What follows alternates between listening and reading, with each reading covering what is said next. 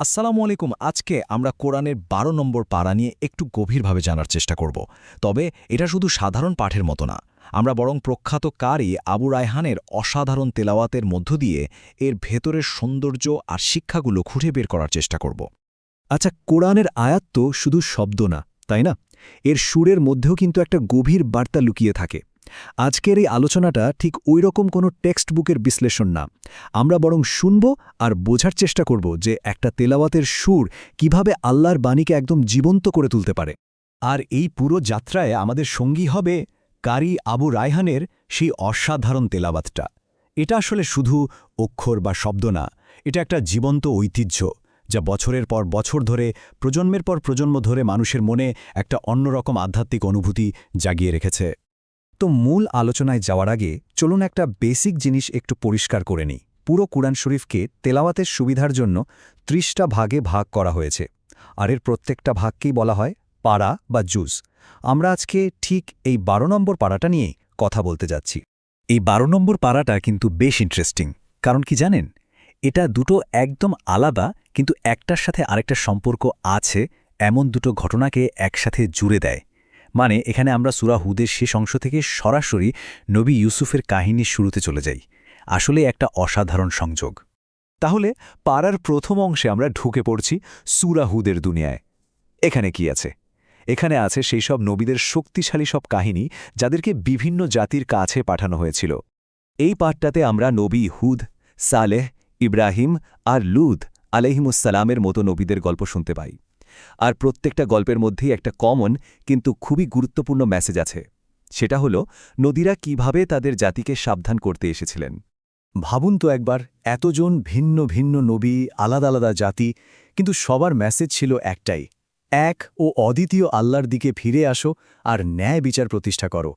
এটাই ছিল এই সব গল্পের মূল কথা, তাওহীদের এক চিরন্তন আহ্বান। এই গল্পগুলো কিন্তু শুধুই ইতিহাস না, এগুলো অনেকটা একটা শক্তিশালী আয়নার মতো। আমাদেরকে দেখিয়ে দেয় যে একটা জাতি যখন একসাথে কোনো সিদ্ধান্ত নেয় তার ফল কতটা মারাত্মক হতে পারে, আর আল্লাহর নির্দেশনা না মানলে তার পরিণতি ঠিক কী হয়।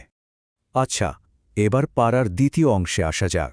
আর এখানে এসে গল্পের ফোকাসটা একদম নাটকীয়ভাবে ঘুরে যায়। মানে এতক্ষণ আমরা বিভিন্ন জাতির গল্প শুনছিলাম, আর এখন আমরা চলে আসছি একজন ব্যক্তির জীবনের কঠিন পরীক্ষার গল্পে। তিনি আর কেউ নন, তিনি হলেন নবী ইউসুফ আলাইহিসসালাম। আর এই যে পরিবর্তনটা, এটা কিন্তু শুধু গল্পের না, তেলাওয়াতের সুরেও এটা একদম স্পষ্ট বোঝা যায়। সূরা হুদের সেই যে একটা সতর্ক করার গম্ভীর ভাব, সেখান থেকে আমরা চলে আসি নবী ইউসুফের ব্যক্তিগত জীবনের উত্থান পতনের এক হৃদয় ছুঁয়ে যাওয়া বিবরণে। তো নবী ইউসুফের এই কঠিন পরীক্ষার শুরুটা কিভাবে হয়েছিল? মূলত ৩টা ধাপে। প্রথমত, তিনি একটা আশ্চর্য স্বপ্ন দেখেন। দ্বিতীয়ত, তার বাবা তাকে সাবধান করে দেন যেন তিনি এই স্বপ্নের কথা তার হিংসুটে ভাইদের না বলেন। আর তৃতীয়ত, ভাইদের সেই ভয়ঙ্কর বিশ্বাসঘাতকতা, তারা ষড়যন্ত্র করে তাকে একটা কুয়ায় ফেলে দেয়। এই ঘটনাগুলোই কিন্তু তার লম্বা আর কঠিন সফরের সূচনা করে। এখন প্রশ্ন হল, একদিকে সূরা হুদের বিভিন্ন জাতির গল্প, আর অন্যদিকে নবী ইউসুফের ব্যক্তিগত জীবনের সংগ্রাম। এই দুটোর মধ্যে আসল কানেকশনটা কোথায়? চলুন এই দুটো আলাদা সুতো দিয়ে বোনা জ্ঞানের সেই নকশাটা খুঁজে বের করার চেষ্টা করি। খেয়াল করে দেখুন, এখানেই মূল শিক্ষাগুলো কি দারুণভাবে মিলে যাচ্ছে। সব নবীর সেই এক আল্লাহর দিকে ডাকার বার্তা, কঠিন সময়ে নবী ইউসুফের ধৈর্য, আর সব ঘটনার পেছনে লুকিয়ে থাকা আল্লাহর বিশাল পরিকল্পনা, এই কথাগুলোই কিন্তু পাড়ার দুটো অংশেই বারবার ফিরে ফিরে আসে। সবশেষে এই তেলাওয়াতটা আমাদেরকে একটা খুব জরুরি কথা মনে করিয়ে দেয়। কোরআন শুধু পড়ার কিতাব না, এটা শোনা এবং গভীরভাবে অনুভব করারও বিষয়। এটা এমন একটা জীবন্ত ঐতিহ্য যা মুখে মুখে বলা কথার মাধ্যমেই কালজয়ী সব নৈতিক শিক্ষা আমাদের অন্তর পর্যন্ত পৌঁছে দেয়। সবশেষে একটা প্রশ্ন রেখে যেতে চাই, হাজার হাজার বছর আগের ধৈর্য, আশা আর ঐশী পরিকল্পনার এই গল্পগুলো আজকের এই আধুনিক সময়ে আমাদের জীবনে আসলে কতটা প্রাসঙ্গিক? এই চিন্তাটা নিয়েই আজকের মতো আলোচনা শেষ করছি।